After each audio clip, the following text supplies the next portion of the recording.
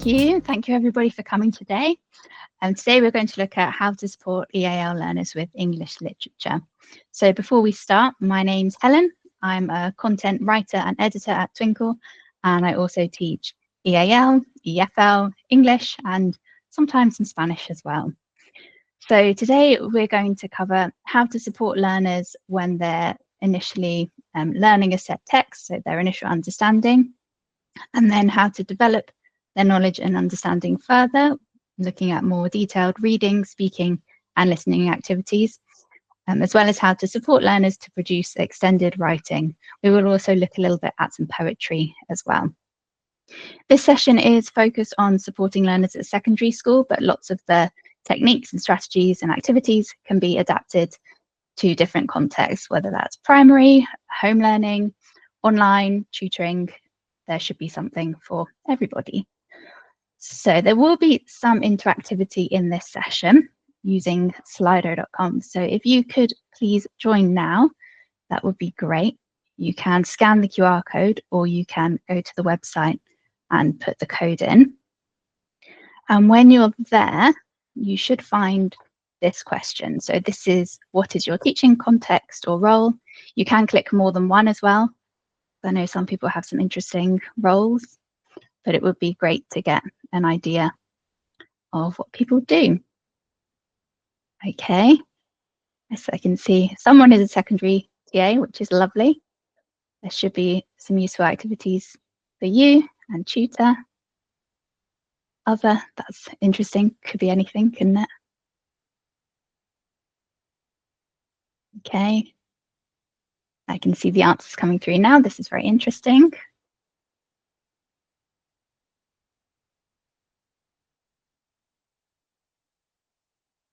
There's a bit of a mixture coming up there.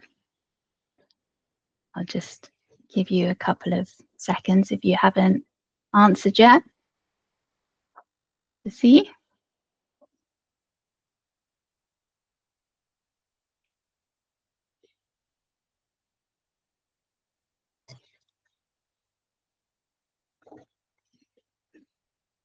Okay, so some people must have clicked multiple things because those percentages don't really add up, do they? But it looks like we've got a mixture of lots of different roles. So that's great to see. Good to see that lots of people are here to support EAL learners. So first of all, I thought it would be really useful to think about what English literature is and why it's such a great subject for everyone, including EAL learners. So I've taken here the Wikipedia definition, which I would never recommend my students to do, but I have for today, which says that English literature is literature written in the English language from the English-speaking world. So I thought this definition was interesting because our definition of what the English-speaking world may be might have changed a lot since we first started studying English literature in schools.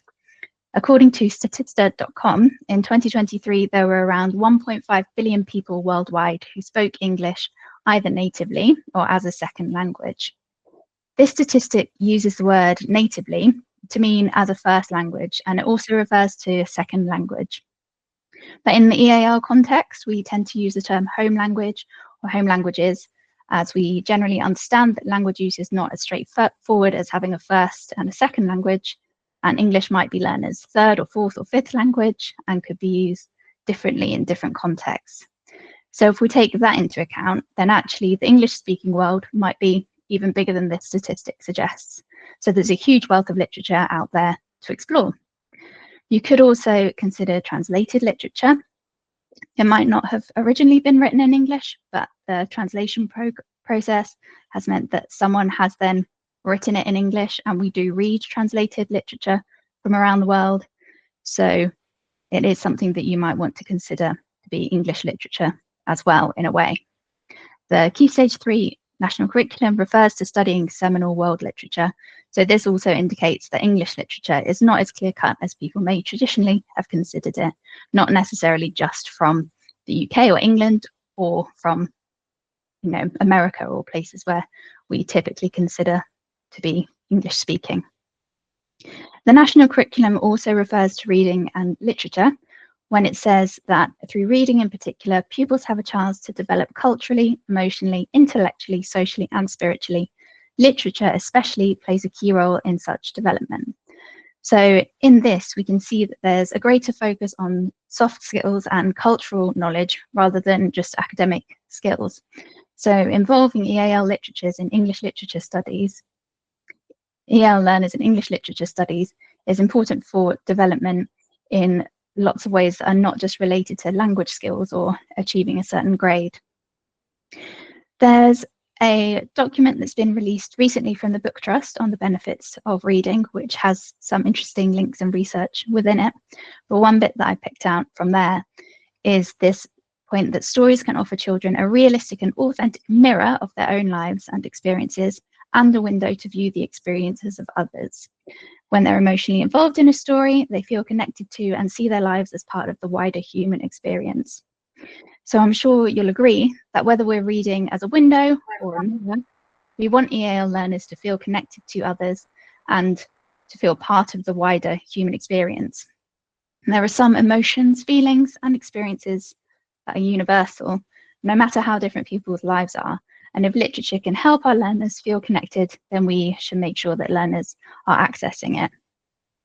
According to the National Literacy Trust, children who enjoy reading are 3 times more likely to have good mental well-being than children who don't enjoy it. We obviously want our learners to have good mental well-being, but sometimes there can be barriers to enjoying reading, which might come from when a learner can't read something. Maybe it takes too long, they don't understand the words, and they get frustrated. And this is particularly true for older learners who might be kind of past that stage of when everybody is learning to read. However, there are ways that we can help learners overcome some of these blocks and challenges, and that is what we're going to focus on today. So your next question then on your interactive Slido is, what do you see as the biggest challenge when you're teaching or supporting learners at EAL in English literature? It would be great to get some ideas here. Hopefully I'll address some of these challenges. It's useful to share experiences. I can see someone's typing, which is great.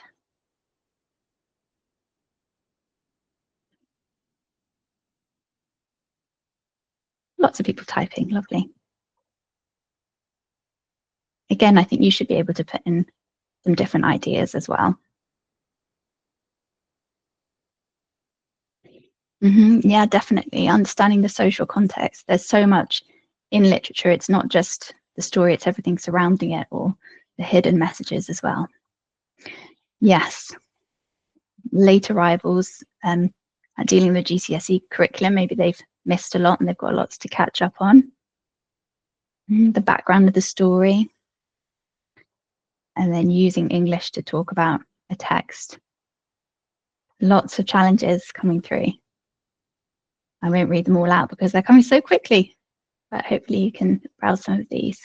Shakespeare's coming up a couple of times, which is useful because I am going to talk about Shakespeare today. Okay, and then metaphor, allusion, things like that. Just see if I can see there's one person typing, so I'll just let them finish and then I'll move on. But I can see that lots of people kind of saying some similar things. But these are all challenges that we can face and we can help learners. Yeah, vocabulary and reading. Okay, I'll move on. So we'll have a look first at this question. This is a question that I've heard people ask before, and it comes from a well-meaning place. The English literature lessons are so challenging. Wouldn't it be better to just focus on learning the English language first? But actually, although we might think we want to shield learners from a stressful experience, reading and literature is a good opportunity for learners to develop their language. It exposes them to a wider range of language, so they will see higher level grammar and vocabulary, complex sentences that they may not see in everyday life, and also puts vocabulary like collocations where words go together in specific ways. It puts them into context so they can see it. It also enhances cultural understanding. This is something that someone mentioned just a second ago, and that there's a lot of social context and background when we're looking at literature. So it can be a good way for them to learn about this. This might be things like introducing them to idioms, which are very specific to languages and cultures a lot of the time. It could also be looking at how the characters behave, how they relate or speak to each other, which could be culturally dependent. And also it gives you a chance to study the historical context. So I know I've had learners who they love history, they really enjoy history, but they have maybe missed out on some of the history curriculum, or they've learned a different history curriculum and where they went to school before. So they really appreciate the chance to learn about history through literature as well. Some learners might also be really keen to study these classic authors like Shakespeare, as they've heard of them or their parents have heard of them. So it's a way for them to feel like they're unlocking a part of the culture that's very famous. It's also an opportunity for lots of creativity and imagination. So you've got opportunities to share opinions, comparing stories from different cultures, or doing drama activities, which can be fun.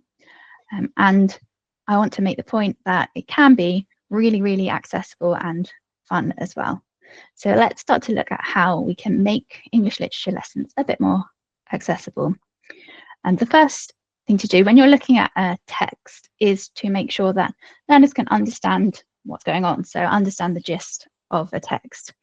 If you help them to understand the story before they actually get down to studying the language, it will help them to focus on the language details rather than getting bogged down in trying to understand what's going on and thinking, I don't understand these words, so I don't know what's going on, when actually they might be able to understand the story if it was presented to them in an appropriate way. So depending on the learner's level and preferences, you could do this in different ways. You could use things like summaries or graded readers. Graded readers, there are lots of adapted classic texts which are adapted to different levels of English and have a certain number of words that learners need to understand.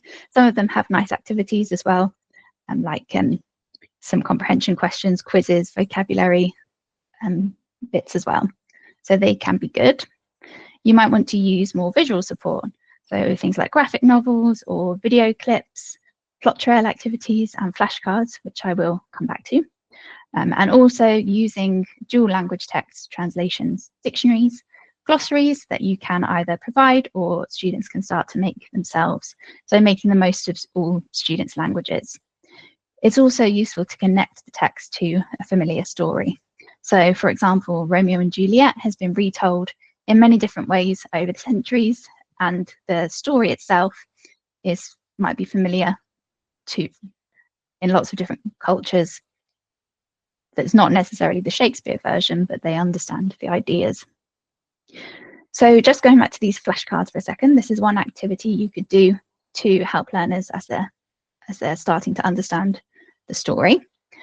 So these flashcards here are part of the Romeo and Juliet support pack for older learners that we have at Twinkl. There are a few of these for different texts, but during this session, I'm going to focus mostly on the Romeo and Juliet one, just to give you a taster of what they include. So in this, we've got flashcards that have pictures of some of the main scenes in Romeo and Juliet. So you could ask learners to put the scenes in order. We've also got scene summaries, so short descriptions of the scenes, so they could match the picture to the scene summary. You could also put in quotes, depending how far you want to go, how far you want to stretch learners at this point. So matching the quotes to the scenes. You could, there are also theme flashcards. So you could group quotes by theme or match themes to certain points in the play. You could put out all the cards in order, turn some of them over, and then see if learners can explain the story with one missing, so working out what's missing. You can use them in lots of different ways. So let's look at one scenario, which is a teacher who has a Key Stage 3 class, let's say year 9 maybe. They're about to study Romeo and Juliet, and the teacher is worried about her learners being able to understand Shakespeare. She's worried about all her learners, but especially her EAL learners. So she has a chat with the EAL lead, and she realizes she can do a few things to help. So she set some pre-learning homework. She found a cartoon version of the story online and set it for homework. Some learners wanted a summary as well, so they had that and they could look up keywords and translate these before they started looking at the play. I've just put a little snip there from the British Council Learn English Teams website because they have some videos there. This one, it might be a bit small, but you can kind of see it has a video which is a summary of the plot of Romeo and Juliet and then some activities there as well. So that's the kind of thing you could do before the lesson. In the lesson then, checking that understanding of the plot, the teacher uses the flashcards like I've explained before.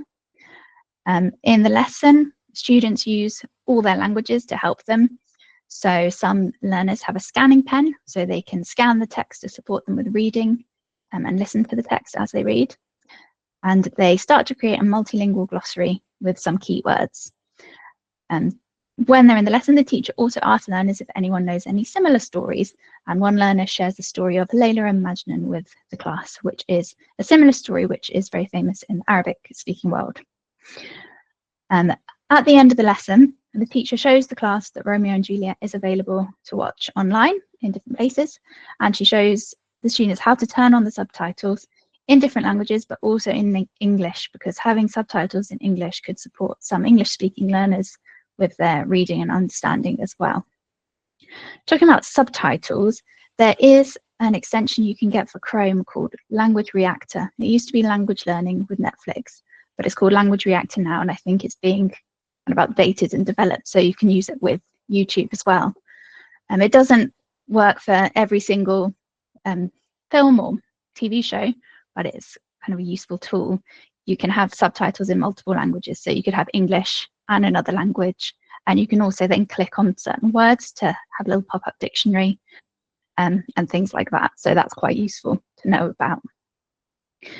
Going back to vocabulary for a second, you might start at this initial stage, you might start to build learners' vocabulary and words that will be useful to them as you go on to study the play or the text. So for example, in this scene summary, most of the language is quite simple, but the word disguise might be new to lots of students. So you might want to focus on that and start to build a glossary with that, maybe translating the word, using it in a sentence, thinking of synonyms. And the first thing that comes to mind is Halloween costumes, and maybe draw a picture, because disguise is likely to come up again when you're discussing the play. There are lots of ways that you can support teaching vocabulary. I'm not going to go into too much detail in this session because we've got lots to talk about, but you can see some resources here.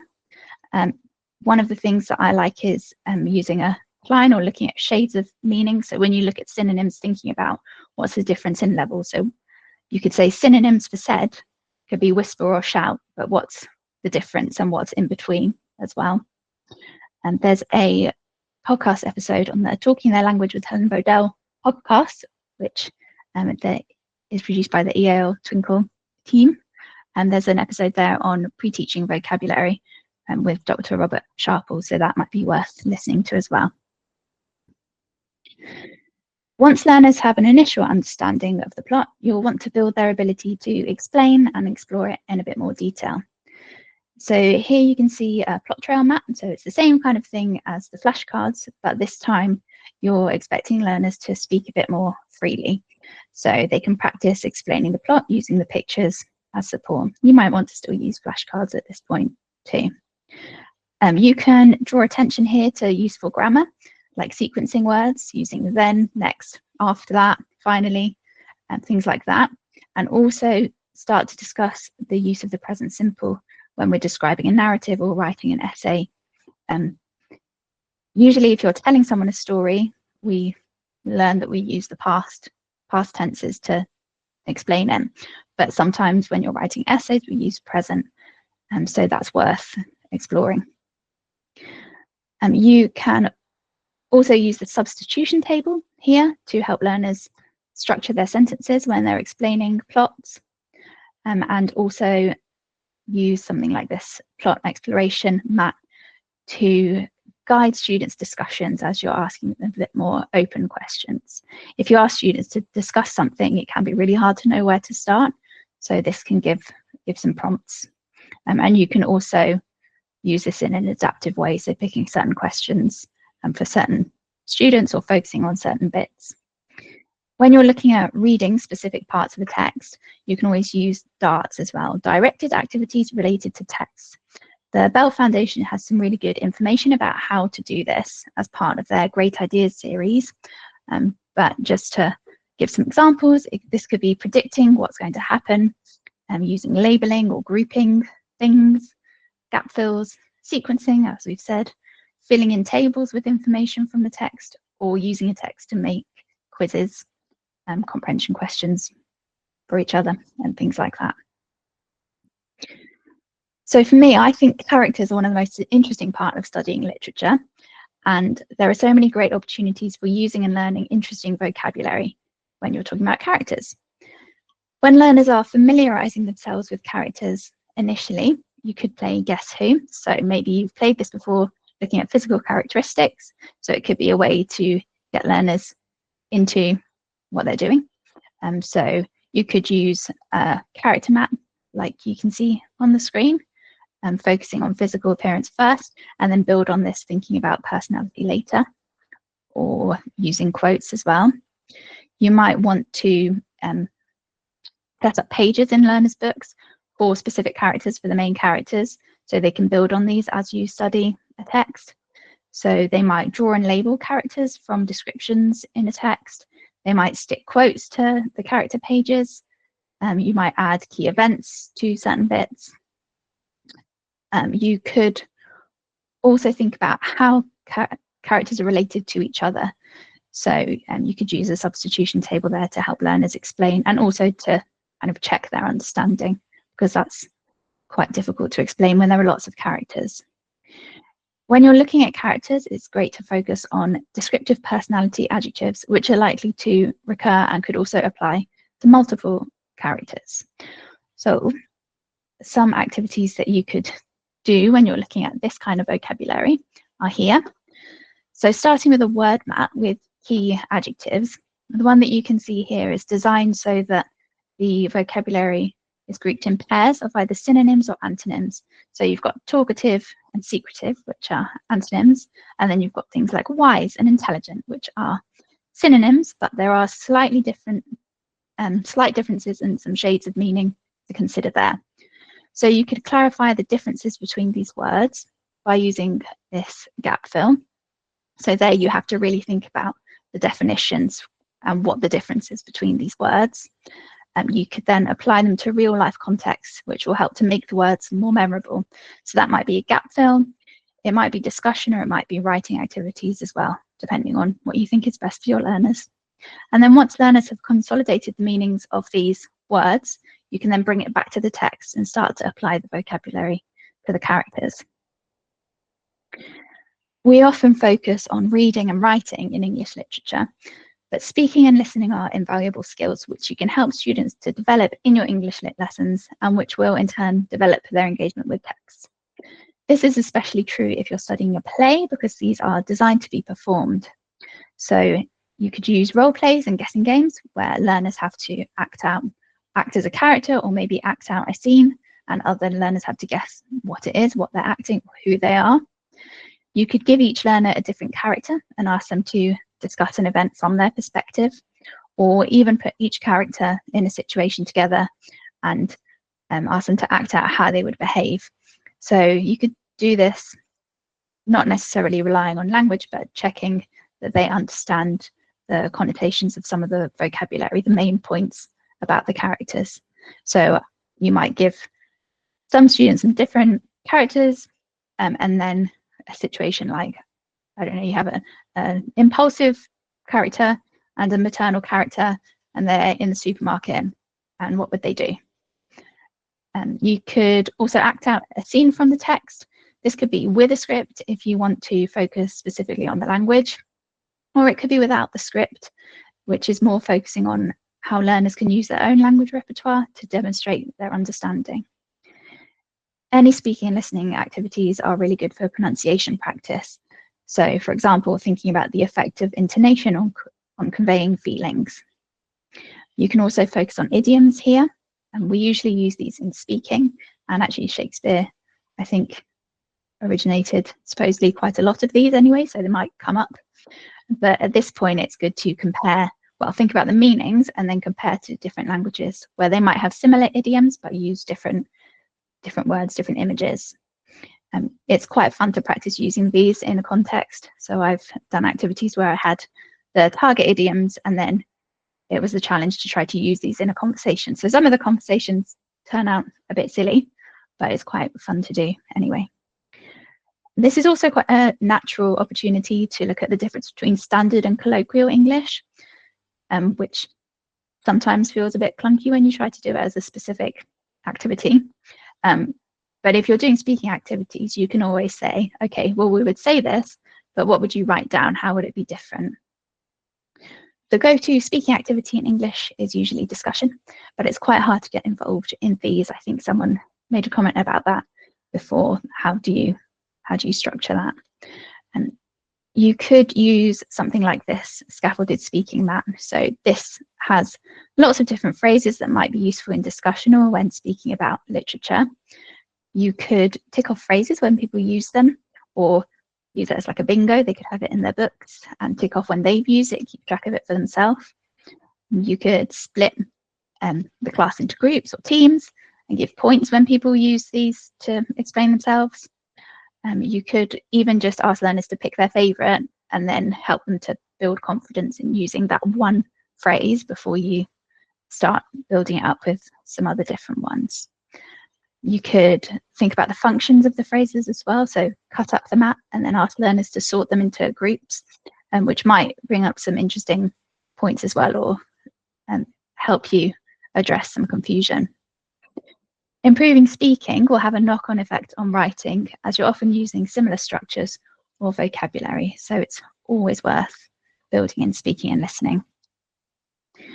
Writing is one of the biggest challenges, I think, especially transitioning learners from sentence level to text level.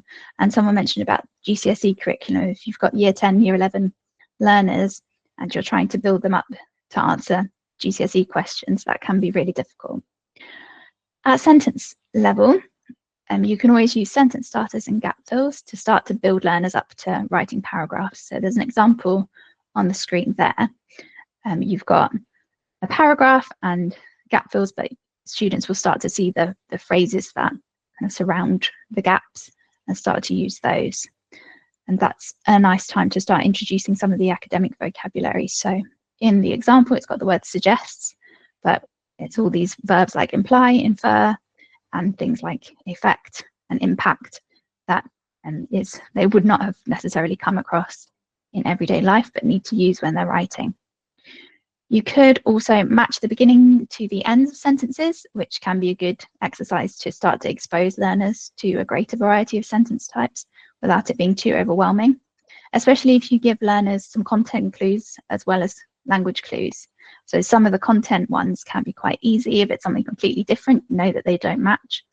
But if you want to start to build a bit of challenge there, you could focus more on language clues.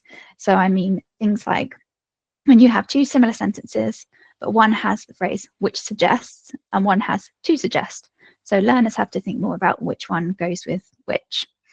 Looking at word transformations will also help learners to increase their flexibility and when they're writing different types of sentences and help them realize that they know more than they think they do.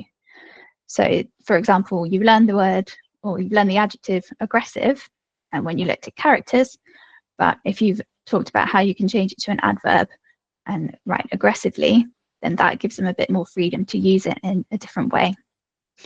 Building and proofreading practice is also a good way to build up from individual sentences to text. And so you could start with just looking for mistakes and correcting mistakes in individual sentences, and then build up to paragraph or whole text as well. It doesn't just have to be like marking a piece of work, but you could also do activities like grammar auctions or some group competitions, or kind of have discussions about is this a mistake or not a mistake as well, and because some learners might disagree. We've already talked about darts, but you could use a model essay or a model answer as a dart kind of activity.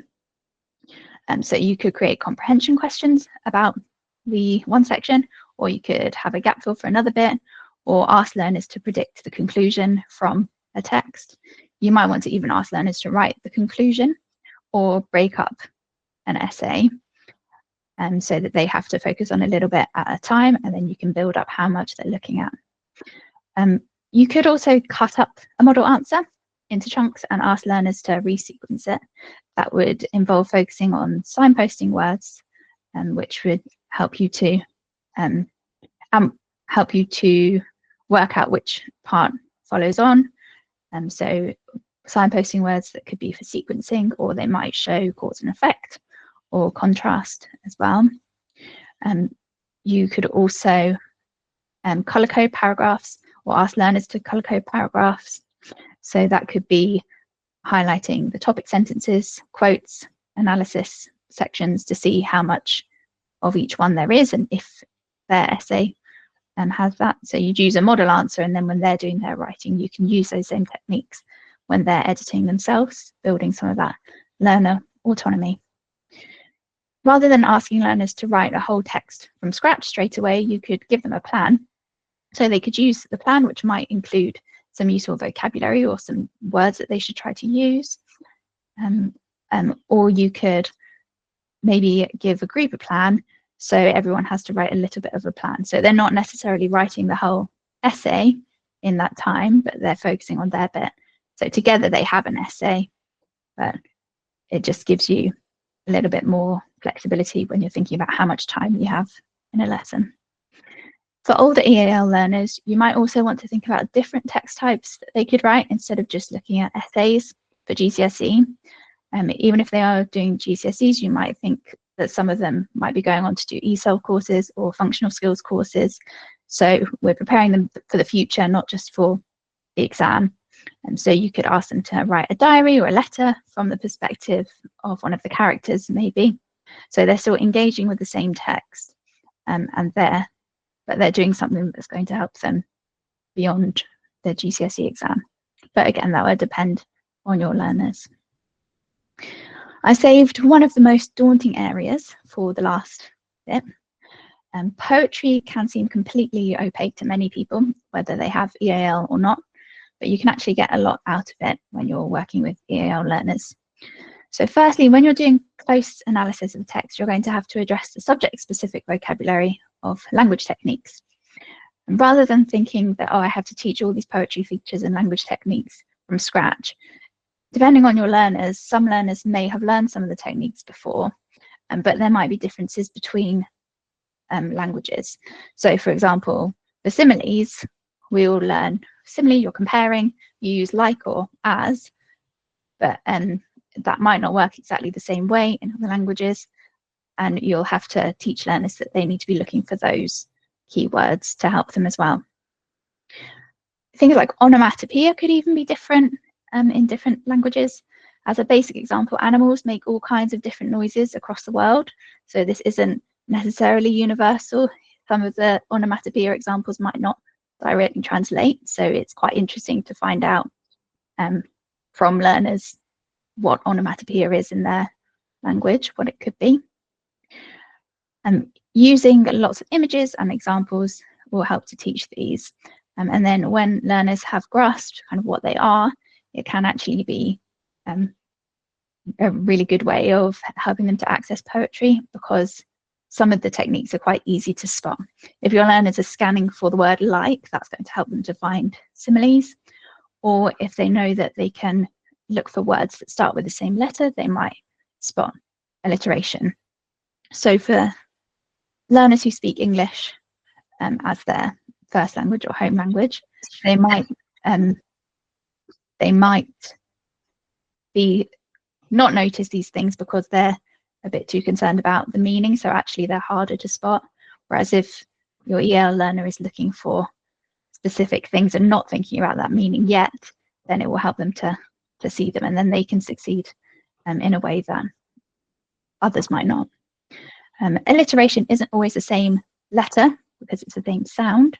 So that's a good moment to look at individual sounds and also the relationship between sounds and spellings when different spellings create the same sound, which will support reading and pronunciation simultaneously.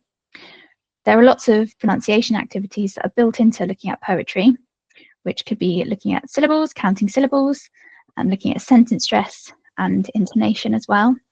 We might count syllables differently from in other languages, and that might raise pronunciation questions as well.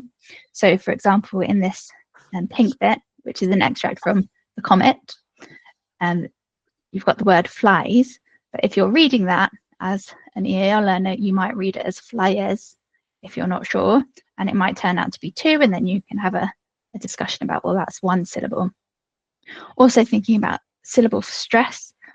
I know with Shakespeare, when we're looking at iambic pentameter, there's a lot of focus on counting syllables and stress, but they can be hard to spot as well. It's useful to look at that and think about which syllables are stressed to help pronunciation. So you've got the word satellites. That E in the middle, the first E, is not stressed. It's a weaker syllable. So it's pronounced as an sound, a softer sound, not like an which is what you would learn if you're learning to read through the phonics system. So that's a useful pronunciation tip that you can look at as well. One way to help students access older English, so maybe Shakespearean English or other kind of less common nowadays types of English, is by translating the poem into everyday English. So you could either, if you think your learners are quite confident, you could ask them to try to translate it themselves into everyday English, or you could translate it, maybe ask them to match the different lines of the poem together so they can understand the poem, not avoid the old language, but just allow them to access it. You can also make the most of images and drawing. Poets are often attempting to create images in the reader's mind, so why not make this a physical activity? You could read a poem and ask learners to present it visually, which might be drawing, might be making a video, anything like that. And to help get some ideas or to help inspire your learners, you could check out some of the versions of poems on the Comics and Lit YouTube channel, because there are lots of videos there where the poems are read.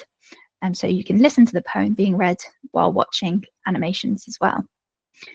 When analysing poetry, you can use graphic organisers to help learners break down poems so that the task becomes a little less overwhelming, drawing their attention to different elements of the poetry at a time rather than everything all at once.